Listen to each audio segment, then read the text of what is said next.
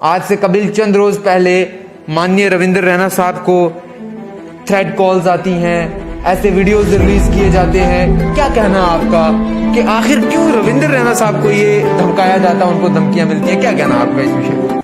देखो, सबसे बड़ी बात यह है कि जो आदमी अच्छा काम करता है उसको डराया और उसकी टांगें खींची जाती हैं, क्योंकि आज के दौर में जो आदमी आगे निकलता है उसका हाथ नहीं खींचा जाता, उसकी टांग खींची जाती है। और ये काम कुछ नहीं है, जो धमकियां दे रहे हैं ये असल में धमकियों वगैरह के लिए, क्योंकि हमारे रविंद्र रैना जी जो काम कर रहे हैं, अच्छे काम कर रहे हैं, इन लोगों को भी साथ जान तो अल्लाह ताला के हाथ में है। जैसा कहेगा, जैसा अल्लाह ताला के फरमान है कि उसके हुक्म के बगैर एक पत्ता भी नहीं हिल सकता, मारना तो दूर की बात है। ऐसी थ्रेड वाली कॉल्स रविंद्र रैना साहब को आती हैं, उनको डराया धमकाया जाता है। क्या आप भी डर महसूस करते हैं कि शायद कल को आपके साथ भी कुछ ऐसा हो जाए या आपको ऐसी धमकियां मिले? भारतीय जनता पार्टी में रह के खुद को आप सिक्योर मानते हैं क्या? लेकिन फ़िलहाल तक, अभी तक एडमिनिस्ट्रेशन, खासकर हमारे डिवीज़नल कमिश्नर जम्मू, वो भी अभी इस मामले में बहुत ढीले हैं। पता नहीं किस वजह से वो ढीले हैं कि वो इस रोड को अभी तक नहीं खोले। नहीं सर, मेरा कहना भी यही है कि आप रहबर हैं गुजर बकरवाल समुदाय के लोगों के। मेरा मानना यह है कि आप भारतीय जनता पार्टी के लीडर हैं, आपकी बात भी सुनी जाती है, केंद्र में भी आपकी सरकार है, फिर भी अगर आपकी बात डिवकॉम साहब या बड़े आला अधिकारी नहीं सुनते तो उन लोगों की रहनुमाई और रहबरी कौन करेगा? आदाब दोस्तों, आप देख रहे हैं जम्मू परिवर्तन और मैं हूं आपका मेजबान, आपका मित्र मुदस्सिर मुगल। केंद्र शासित प्रदेश जम्मू कश्मीर के अंदर जिस तरह से परिवर्तन हो रहा है, पल पल की जो अपडेट है वो जम्मू परिवर्तन के माध्यम से आपको मिल रही है, और फैक्ट बेस्ड जो अपडेट है वो आप तक पहुंचाने की कोशिश जम्मू परिवर्तन की टीम कर रही है। और आज हमारे साथ बातचीत करने के लिए, गुफ्तगू करने के लिए भारतीय जनता पार्टी के उभरते हुए युवा नेता और वरिष्ठ शेड्यूल्ड ट्राइब के जो लीडर हैं चौधरी इरफान साहब मौजूद हैं। और जितनी भी गुजर बकरवाल समुदाय को मुश्किलात का सामना करना पड़ रहा है इस समय पे, उस विषय पे जितने भी क्वेश्चन मार्क लग रहे हैं, जितने भी सवालिया चिन्ह खड़े हो रहे हैं, वो तीखे सवाल आज भारतीय जनता पार्टी के युवा नेता चौधरी इरफान साहब से किए जाएंगे। इरफान साहब, सबसे पहले आपका स्वागत करता हूं जम्मू परिवर्तन पे और आपका धन्यवाद करता हूं कि आपने अपना कीमती समय दिया। शुक्रिया, मैं आपका और जम्मू परिवर्तन टीम का शुक्रगुजार हूं कि आप यहाँ इस वक्त पहुंचे और हमारी फरियाद सुनने के लिए। इरफान साहब, फरियाद भी सुनेंगे, लेकिन फरियाद आपको भी सुननी पड़ेगी, चूंकि गुज्जर बकरवाल समुदाय की बात की जाए तो आप हमेशा देखा जाता है कि गुज्जर बकरवाल समुदाय के मुद्दों को उठाते हैं, परंतु आप देखें कि माइग्रेशन का समय हो चुका है, नोमैडिक लोग हैं, खाना बदोश लोग हैं, 6 महीने का जो सरमाया है वो कश्मीर में है, अब जा रहे हैं। लेकिन सबसे बड़ी जो मुश्किल है वो इस समय ये पेश आ रही है कि मुगल रोड जो है वो बंद है। मुगल रोड बंद है और गुजर बकरवाल समुदाय के लोगों को काफी कठिनाई का सामना करना पड़ रहा है। भारतीय जनता पार्टी, आपकी पार्टी सत्ता में भी है, तो किस प्रकार का आप काम कर रहे हैं? किस प्रकार से गुजर बकरवाल समुदाय के लोगों के लिए आसाइशों का काम कर रहे हैं?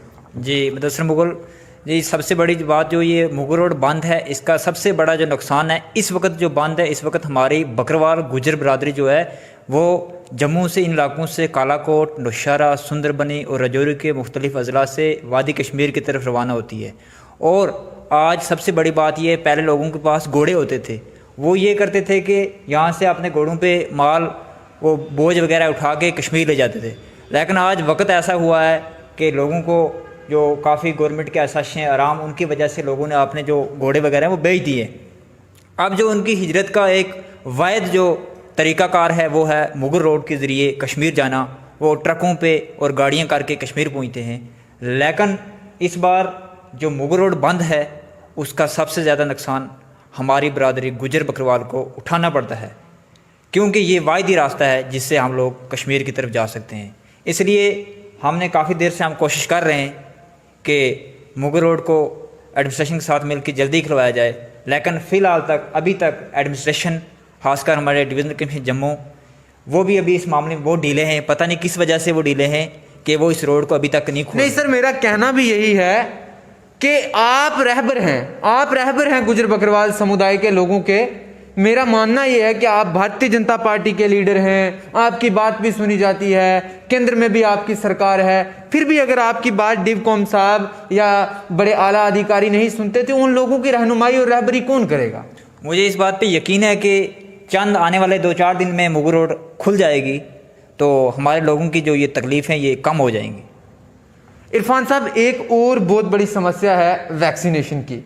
चूंकि पूरे भारतवर्ष को कोरोना महामारी ने अपनी जंजीरों के अंदर जकड़ा है और कोरोना काल चल रहा है इस समय पे, और 1 मई 2021 से अब 18 वर्ष की जो आयु के ऊपर जो व्यक्ति हैं उनको भी कोरोना का टीकाकरण हो रहा है। लेकिन गुजर बकरवाल समुदाय का जो एक असासा है, कीमती असासा, वो माल मवेशी है, बकरियां हैं, क्या उनकी जो पीपीटी वैक्सीनेशन होती है वो भी एक बहुत बड़ी समस्या है। इसके चलते क्या आपने कोई कदम उठाया है?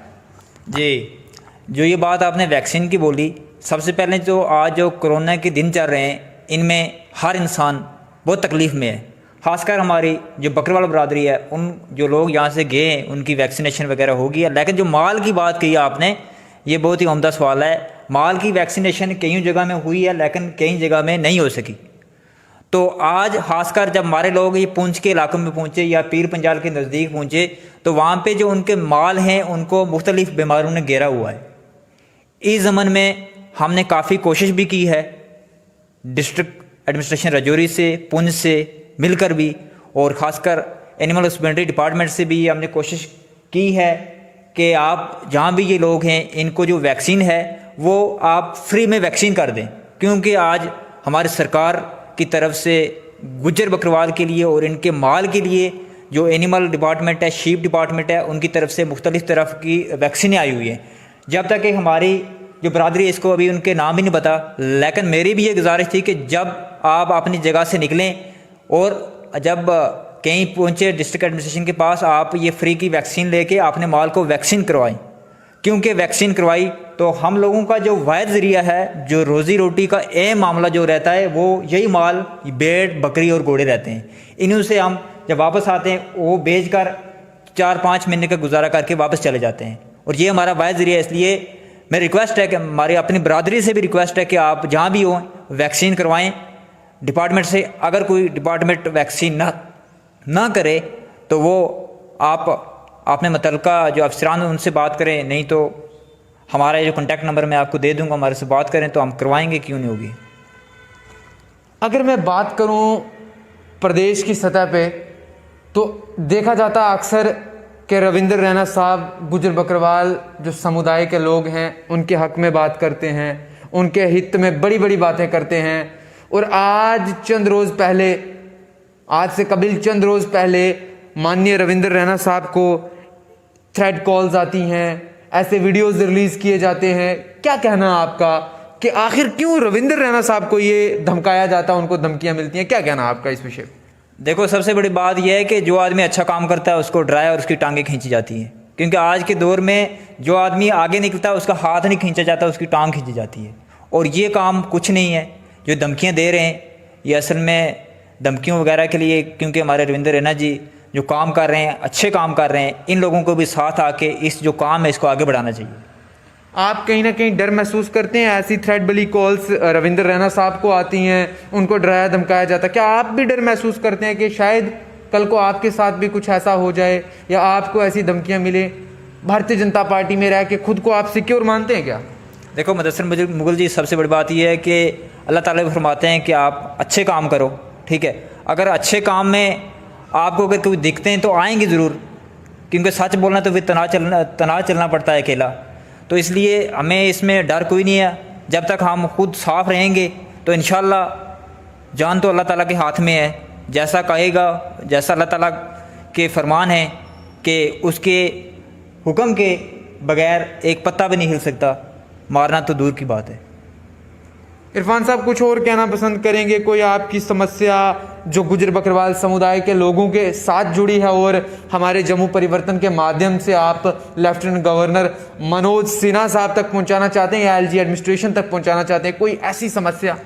देखो मुदस्सिर मुगल जी, सबसे बड़ी जो समस्या है वो ये है, मैं डायरेक्टर मेट्रोलॉजिकल डिपार्टमेंट से भी कहना चाहता हूँ और बाकी जो उनके ज़रिए जो जितने भी डिपार्टमेंट डिस्ट्रिक्ट में या कहीं भी हैं उनसे कहना चाहता हूँ कि जो हमारा पीर पंचाल एरिया है, जैसे मुगल रोड है, जमिया गली है और बहुत सारे पंचाल हैं, वहाँ पे आप एक आईटी सेल कायम करें।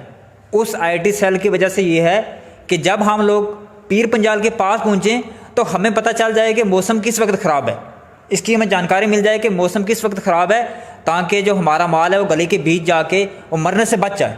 ये मेरी इल्तिजा है डायरेक्टर मेट्रोलॉजी के डिपार्टमेंट से कि आप यहाँ पे कोई आईटी सेल कायम करें, जिसकी वजह से हमें इंफॉर्मेशन पता चल जाए कि कल मौसम कैसा है कैसा नहीं। क्योंकि हमारे लोगों के पास इतना तो वो है नहीं है, मोबाइल फ़ोन वगैरह बहुत कम लोगों के पास हैं, तो इसलिए मैं चाहता हूँ कि ये ऐसा काम जो है ये होना चाहिए। धन्यवाद।